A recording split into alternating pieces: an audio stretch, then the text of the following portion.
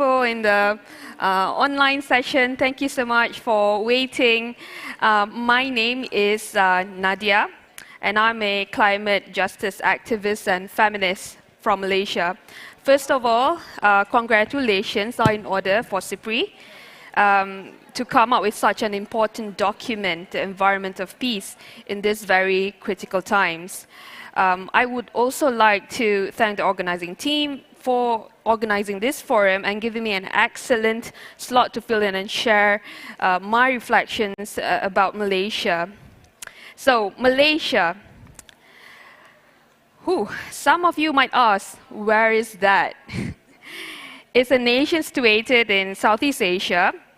It's often confused with Singapore. Sometimes people say, oh, that's Indonesia. Oh, that's the Philippines, or that's Bangkok. No, that's Malaysia. So like many nations in Southeast Asia, Malaysia is famous for its exotic food and people. And because of this similarity with the Southeast Asia region, the communities often bicker a lot about food and heritage, like where does this beautiful batik print originate from, or who has the best chicken dishes in the region. So, as I say, Southeast Asia is an archipelago of wealth in terms of its history from the natural world and human evolution and migration. And our long history of colonization is deeply turbulent, and that is still alive and deeply embedded in our governance and culture today.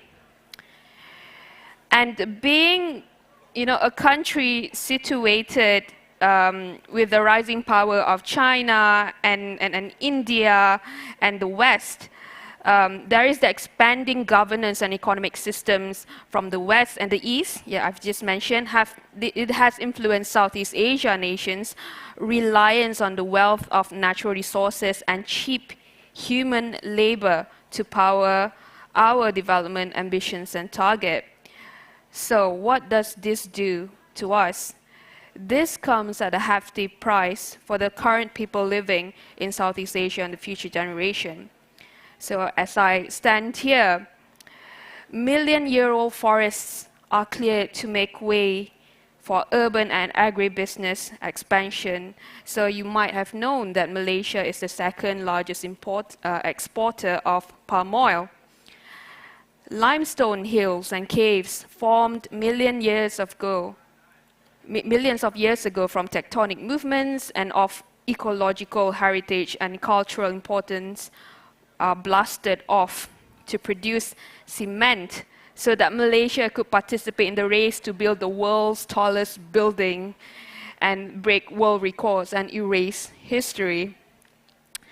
So in Malaysia right now, we have less than 200 Malayan tigers. So the tigers is a symbol of the nation, and it's almost it's at the brink of extinction. And despite Malaysia's aspirations and ability since the 1970s to transform into a just society where people's well-being and nature coexist, Malaysia remains a land of missed opportunities. Today, it's laden with increasing unequal wealth distribution, where race, religion, gender, natural resources, and diversity are used as ammunition to feed into the political power struggle of two major family dynasties. So, since the pandemic has started, Malaysia has had 3 prime ministers. It's in current political instability. So Malaysia also suffers from institutional memory loss when the different political parties erases the legacy of other political parties who got into power. That would mean all of the work that goes into producing policies, all those engagements, all those resources, it goes to waste. And the relationship that was built were lost. So it's a really tiring situation for the civil society. So made up from primarily males from the most dominant race in Malaysia, the Malay race, the average age of ministers in the current cabinet is 57 years. So I would say that the younger people's aspirations are stunted by the powerful older men in Putrajaya, which is the seat of power in Malaysia. So we have one that has given up and who has the privilege enough to migrate. They have left the country. So Malaysia currently facing a brain drain as talented youngs has left the country to pursue well-being and raise their family elsewhere where it is safe and nurturing. But many are still here. Many are still in Kuala Lumpur or in Malaysia, and they are facing increasingly divisive nations, a divisive nation of kleptocrats, weakening democracy, and where nature is stripped of its rights and only to exist as commodities. So this is where my story starts. So Klima Action Malaysia is founded on the basis of direct action. So we didn't start off as humble as we can. We actually went down the streets to demand action. So after organizing a few climate protests on the Kuala Lumpur streets, I was served with a legal notice to give my statement to the police station. And one of the police lawyers asked me a question. No, he actually mentioned this statement. He said, "Young people, you don't need to care about politics. Let the old handle this. You should feed the poor on the streets or plant trees. Look at Saudi Arabia. The weather is 40 degrees, but people are still thriving. So why do we need to care about 1.5 degrees rise?" And the funniest bit was that he said, if we can't eat rice, we can eat bread and wheat. So looking at today's situation, we are in a shortage of both.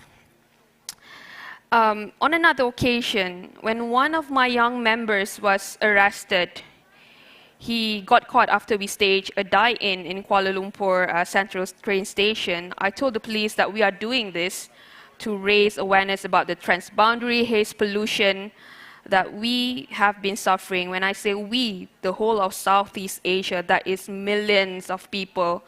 So we have been suffering this for the past 25 years without a single effective policy to mitigate or adapt to it.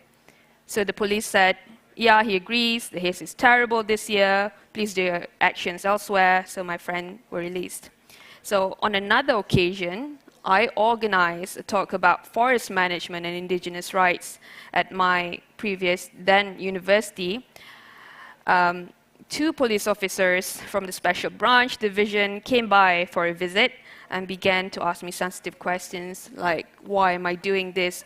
Who is paying me to do all this? So this kind of intimidation is quite,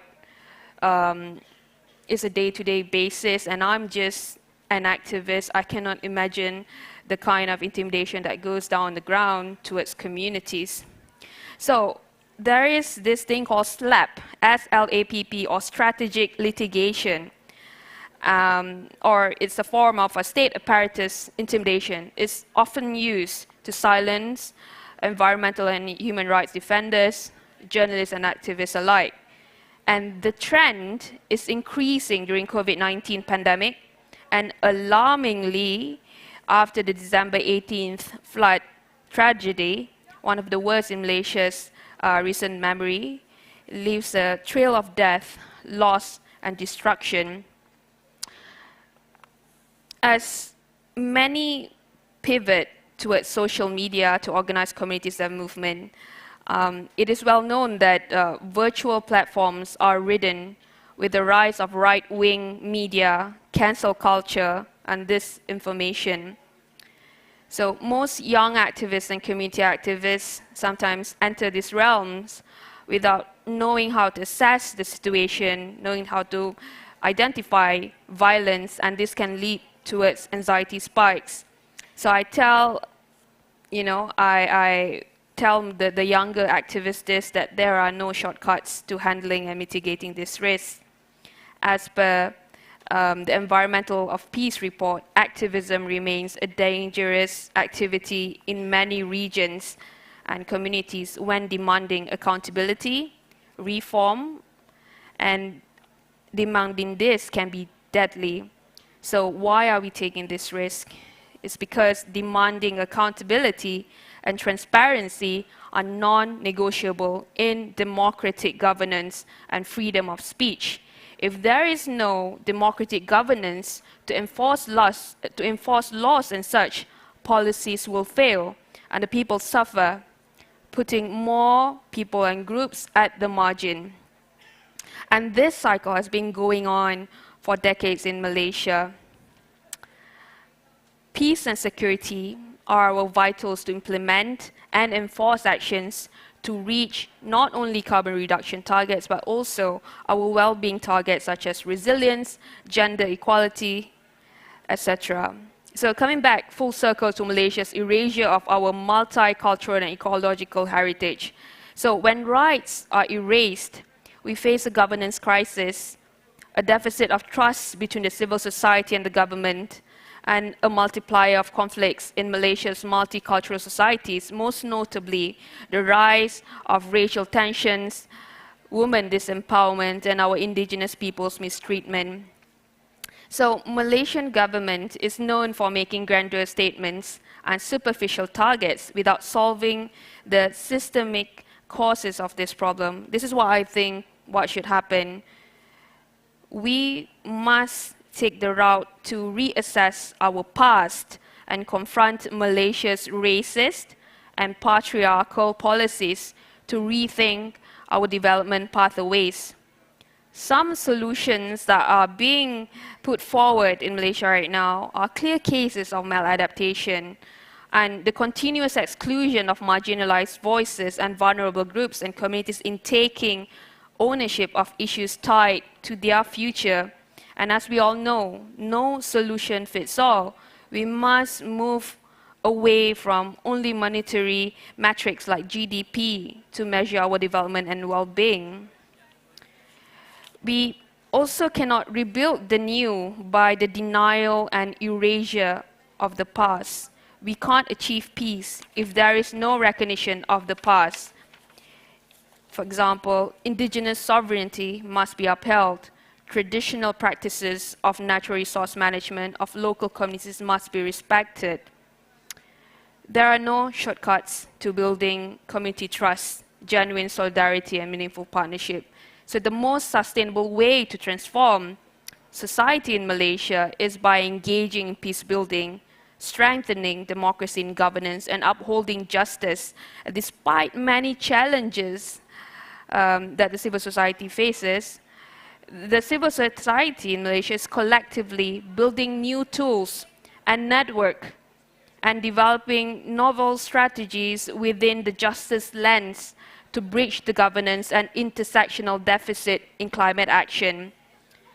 So recently, the Malaysian Coalition of Climate Emergency in Malaysia, they released a climate emergency declaration, love letter to the Malaysian government. It's a 42-page of policy recommendations and directive. It's a culmination of a year-long feedback engagement across diverse civil society groups, from farmers, communities to zero waste advocates, and it's a collaboration of the young and the old.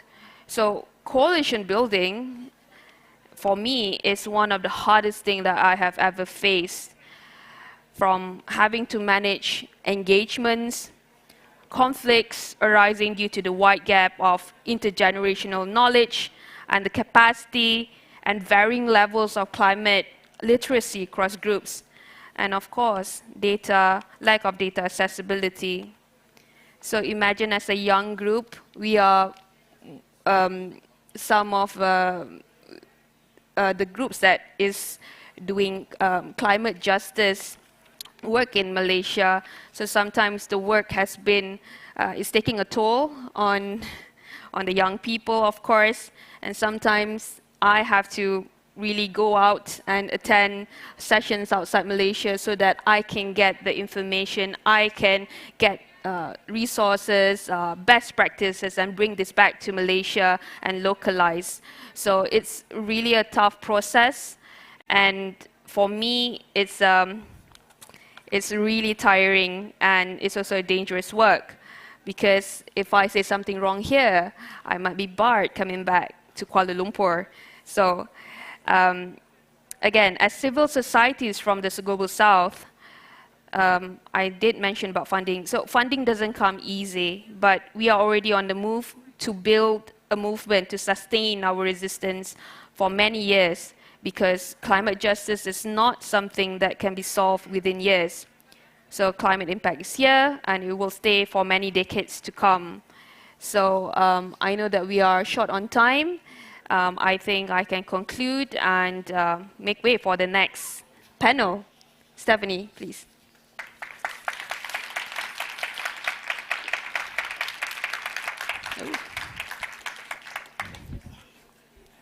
Right.